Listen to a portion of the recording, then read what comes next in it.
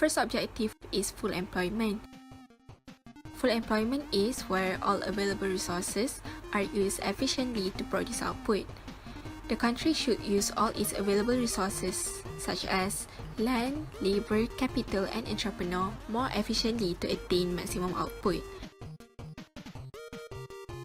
When a country achieves full employment and optimizing the usage of their resources, this can give the citizens to live in a higher standard of living. Full employment also refers to the level of employment rate where there is no cyclical or involuntary unemployment. It means that when the country employs more workers, they can produce more output of goods and services. Therefore, the higher the production means more job available and more income can be created by the country. However, unemployment means individuals who did not have any job. It also means that they are seeking a job but are unable to find one. Unemployment also refers to the resources that are not fully utilized and that creates a waste. Unemployment rate is the percentage of labor out of total labor force who are unemployed. Unemployment rate that is below 4% is considered full employment. So the above shows the statistic graph of unemployment rate in Malaysia from 2015 to 2019. Malaysia's vibrant economy is considered one of the strongest in Southeast Asia. Malaysia's unemployment is relatively low and stable at around 3%, which means the population is experiencing close to full employment. Malaysia reached the highest level of unemployment in 2016 with a rate of 3.44%. It means that during this year, a lot of people in Malaysia are unemployed. Meanwhile, Malaysia reached its lowest level of unemployment in 2015 with a rate of 3.1%.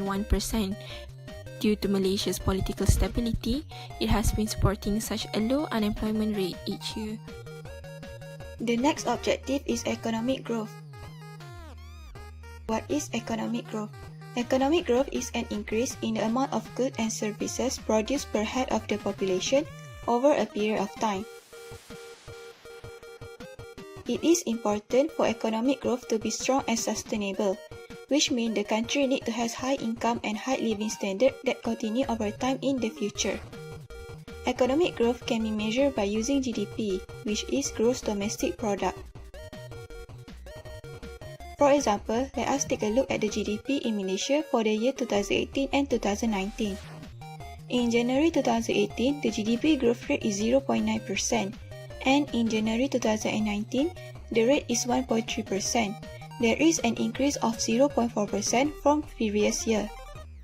We call this expansion.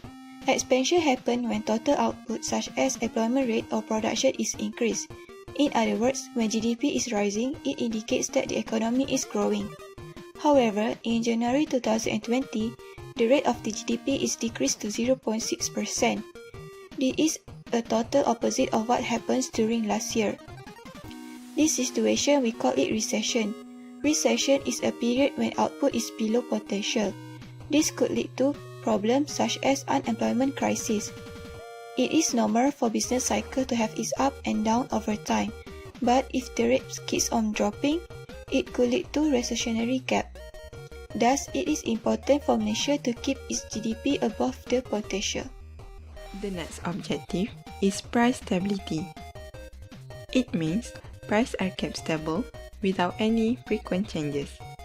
Price stability is to keep its inflation rate as low as possible.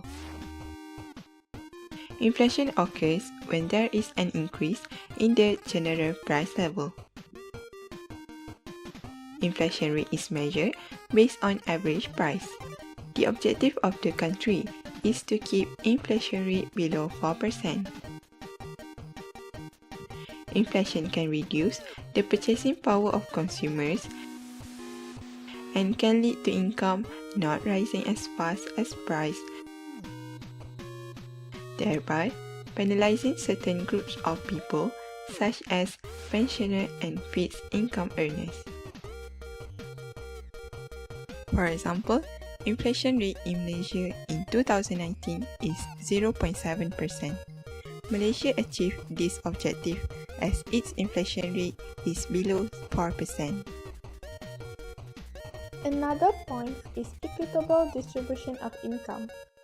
Equitable distribution of income, allowing members of the economy to have the same opportunity to accumulate wealth. It also ensures that all people or the population in the country are equal in terms of the standard living. Why it is important? Okay, a country should achieve this objective as it allows for social harmony and cohesion. This is because disparities in income will create social friction and it will bring about many problems in the country. It also allows low-income earners' ability to access opportunities to grow wealth. How to achieve? This objective can be achieved through taxation, subsidies, and also welfare and income support for low-income earners. For example, if the government gives welfare and income support for low-income earners, they will have money to buy. Then, the seller will get income through the transaction to pay the tax to the government. So, in conclusion, the government will get high revenues. Example for Malaysia. In January 2020, the country expenditures reached 40,535 million and the revenues are 69,866 million. Okay, as we can see, the revenues exceeded the expenditure. It means that Malaysia achieved this objective. Equilibrium in foreign sector. What is equilibrium? Equilibrium simply means balance. What is foreign sector? Foreign sector is an economic activities or transactions that take place outside of the country. Now, how do we know that we have achieved the equilibrium in foreign sector? We can do so by looking at the country's BOP, which is known as balance of payment. BOP is a statement that records all transactions between one country and the rest of the world. Equilibrium can be achieved when we have balance in the BOP.